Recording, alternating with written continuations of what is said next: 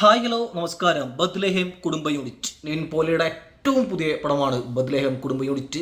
പടം കണ്ടു വന്നിരിക്കുകയാണ്. കണ്ണടച്ച് ഞാൻ പറയാം, കിട്ടിലും പടം. കണ്ണടച്ച് നിങ്ങൾ ഈ സിനിമ കണ്ടാൽ നിങ്ങൾക്ക് ഈ പടം ഇഷ്ടമാവും. കാരണം അജാതി പടം. തിയേറ്ററിൽ ഭയങ്കരമായിട്ട് നമുക്ക് കൈയടിച്ച് ചിരിച്ച് നമ്മൾ ആർമാദിച്ച് വരാൻ പറ്റിയൊരു പടമാണ് നമ്മുടെ നിവിൻ്റെ ബത്ലഹേം കുടുംബ യൂണിറ്റ്. ഗിരീഷേടിയുടെ പടമാണ്, പറയേണ്ട ആവശ്യമില്ല. ഒരു ബ്രാൻഡായി മാറിയിരിക്കുന്നത് മലയാള സിനിമയുടെ. കാരണം പുള്ളിക്കാരെടുത്ത 5 പടങ്ങൾ ഹിറ്റാണ്. അതിൽ അയാം കാതലിനാണ് കുറച്ചൊന്ന് പിന്നോട്ട് പോയി. പക്ഷെ അതും നല്ല പടമാണ്. പടം കണ്ടവർക്ക് ആ സിനിമ മനസ്സിലാവും. കാരണം കിട്ടിലും പടമാണ്. എൻ്റെ പൊന്നെ, സ്ക്രിപ്റ്റും ഗിരീഷേടിയാണ്. ഒപ്പം കിരൺ ജോഷി എന്ന് പറഞ്ഞ ആൾ ഇതിൽ ഒപ്പം ഹെൽപ്പ് ചെയ്തിട്ട് എഴുതിയിട്ടുണ്ട്. ഇതിൻ്റെ പ്രൊഡക്ഷൻസ് ചെയ്തിരിക്കുന്നത് ഭാവന സ്റ്റുഡിയോസ്. മിനിമം ഗ്യാരണ്ടിയുള്ള ടീമാണ്. ഇപ്പോൾ റീസെൻ്റായിട്ട് പാൽത്തു ചവനൊക്കെയാണ് ഒന്ന് പാളിപ്പോയത്. ബാക്കി എല്ലാ പടവും കിടിലം പടങ്ങളാണ്. നമ്മുടെ ശ്യാം പുഷ്കർ, ഗിരീഷ് പോത്തൻ ഫഹദ് ടീമാണത് പ്രൊഡ്യൂസ് ചെയ്തിരിക്കുന്നത്. വിഷ്ണു വിജയുടെ മ്യൂസിക് എല്ലാം കിട്ടിയില്ലൻ എന്ന് പറഞ്ഞാൽ കിട്ടിയില്ലൻ. ആൾ കമ്പോസർ കൂടിയാണ്. ആ സോങ്സൊക്കെ ഇടുമ്പോഴുള്ള ഒരു ഫീൽ ഉണ്ടല്ലോ, എൻ്റെ മോനെ. സർവമായിലൊരു പരിപാടി നിവിൻ്റെ ഒരു മാജിക് കണ്ടതാണ്. അതിനേക്കാളും കിട്ടിലും പടം. കിട്ടിലും പടം പറഞ്ഞാൽ കിട്ടിലും പടം. ഇതിൽ ഒരുപാട് ആക്ടേഴ്സ്. നമ്മുടെ സംഗീത്, നിവിൻ പോളിയുടെ അനിയനായിട്ട് അഭിനയിച്ചിരിക്കുന്നത് സംഗീതാണ്, നമ്മുടെ അമൽ ഡേവിസ്. പറയേണ്ട ആവശ്യമില്ലല്ലോ.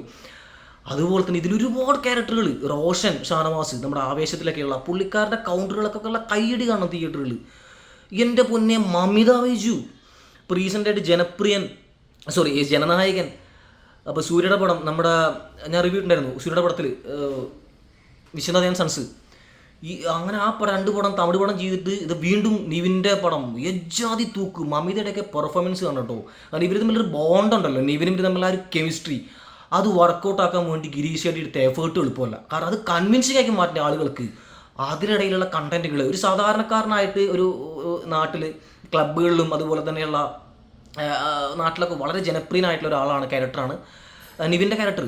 ഇപ്പം മമിത അങ്ങോട്ട് താമസം മാറി വരുന്ന ഒരാളാണ്. അപ്പോൾ ഇവർ തമ്മിൽ ഒരു കണക്ഷൻസ് ഉണ്ടാവണമല്ലോ. അതിന് വേണ്ടിയിട്ട് എടുത്ത എഫേർട്ട്, ഗിരീഷ് ഷെട്ടിയുടെ മൈക്കിങ്, സ്ക്രിപ്റ്റ്, വിഷ്ണു വിജയുടെ മ്യൂസിക് എല്ലാം നല്ല കിട്ടിലായിട്ട് നമുക്ക് വർക്കൗട്ടായിട്ട്. പിന്നെ ശ്യാമോഹൻ നമ്മുടെ പ്രേമലൂരൊക്കെ ഇല്ലേ, JK, പുള്ളിക്കാരൻ്റെ ഒക്കെ ഒരു പെർഫോമൻസ് ഉണ്ട് ഇതിൽ. ഒരു ഫൈറ്റൊക്കെ ഉണ്ട് ഇവനായിട്ട്.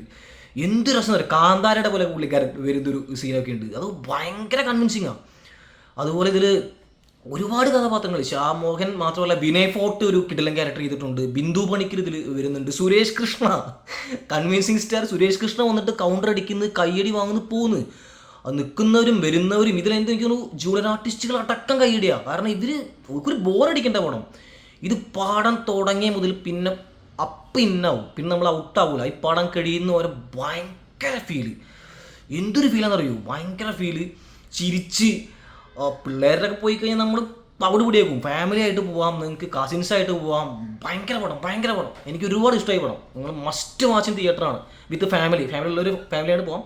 ഒറ്റയ്ക്ക് പോലും നിങ്ങൾക്ക് ഇഷ്ടമാവും. കാരണം തിയേറ്ററിൽ ഒരുപാട് ആളുകളുണ്ടല്ലോ. അപ്പോൾ അവരുടെ ഒപ്പമൊക്കെ നമുക്ക് ഇരുന്നിട്ട് കിഡിലായിട്ട് കാണാനായിട്ടുള്ള ഗംഭീര എക്സ്പീരിയൻസ് ആണ്. അതിന് ഞാൻ ഇന്നത്തെ ദിവസം എനിക്ക് ഭയങ്കര മോശം ദിവസമാണ് രാവിലെ മുതൽ. കാരണം എൻ്റെ വണ്ടിയുടെ കീ കാണാൻ വേണ്ടി കുറേ തപ്പി, പെട്രോൾ കഴിഞ്ഞ് വഴിയിൽ നിന്ന് പടത്തിന് പോകുമ്പോഴൊക്കെ അപ്പോൾ അങ്ങനെ വർക്കിൻ്റെ കാര്യത്തിൽ വേറെ കുറച്ച് കാര്യം. അപ്പോൾ അങ്ങനെ ഭയങ്കര മോശം ദിവസമാണെന്ന് സ്റ്റാർട്ട് ചെയ്ത് ഇത് കണ്ടു വന്നപ്പോൾ കിട്ടിയൊരു പോസിറ്റീവ് എനർജി ഉണ്ടല്ലോ, അത് പറഞ്ഞറിയിക്കാൻ പറ്റില്ല. പ്രത്യേകിച്ച് ഇതിൻ്റെ എനിക്ക് തോന്നുന്നു, ഞാൻ ഇങ്ങനത്തെ ഒരു ക്ലൈമാക്സ് ഞാൻ ദിലീപേട്ടൻ്റെ ബോഡി ഗാർഡ് അന്നത്തെ ആ സമയത്ത് one of the best climax ആയിരുന്നു മലയാള സിനിമയുടെ. അതിൻ്റെ ടൈറ്റിൽ അങ്ങനെയായിരുന്നു, മലയാള സിനിമയുടെ ഏറ്റവും മികച്ച ക്ലൈമാക്സ് പറഞ്ഞിട്ട് ദിലീപേട്ടനും നമ്മുടെ സിദ്ദിഖിൻ്റെ പടം.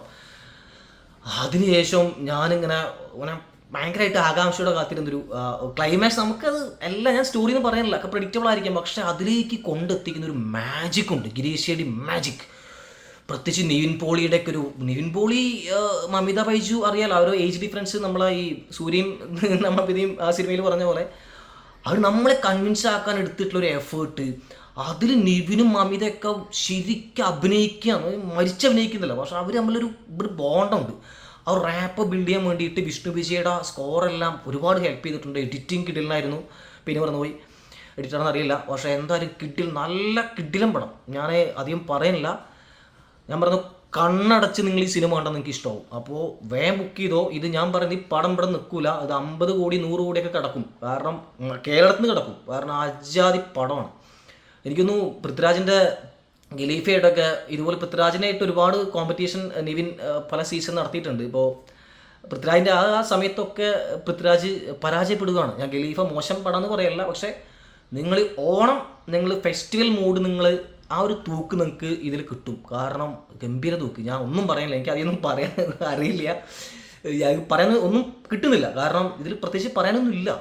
നിങ്ങൾ ഈ സിനിമ കണ്ട എക്സ്പീരിയൻസ് ചെയ്യുക, ബുക്ക് ചെയ്തോ കണ്ടോ, ഷുവർ ഗ്യാരണ്ടി. ഈ പടം കണ്ട് ഇഷ്ടമല്ല എന്ന് ഒരാൾ പറഞ്ഞു കഴിഞ്ഞാൽ അവന് പൈസ തിരിച്ചു കൊടുക്കും. ആ ടിക്കറ്റിൻ്റെ പൈസ അല്ല, അവൻ്റെ ഫുൾ ചിലവ് എടുക്കും. കാരണം ഞാൻ ഗ്യാരണ്ടി കിട്ടില്ല പടം. ധൈര്യമായി കണ്ടോ, കൂടുതലൊന്നും പറയാനില്ല.